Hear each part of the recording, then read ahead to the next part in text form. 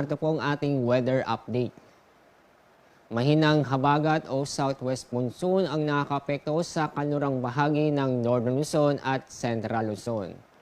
Inyong mapapansin ang mga malawakang kaulapan po sa may bandang Sulusi ay hindi po natin inaasahan na magbubong low pressure area.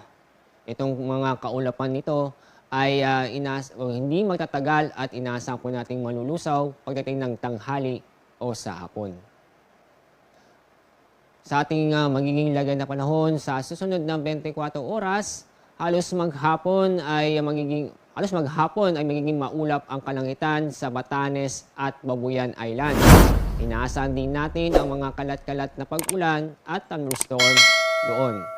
Sa labing bahagi po ng Luzon at ganoon din po sa Visayas at Mindanao ay magiging maganda at maliwas sa panahon, maaraw, pero may chance pa rin po ang mga isolated na mga pag-ulan dulot ng thunderstorm. Dahil sa mainit na panahon ngayong araw, mataas po ang temperaturang magtatala sa Metro Manila na aabot ng 33 degrees Celsius. 33 degrees Celsius din ang inaasahan po natin sa Tuguegarao. Bahagyang mas mataas naman sa Legazpi na aabot ng 34 degrees Celsius. Dako tayo sa Visayas at Mindanao.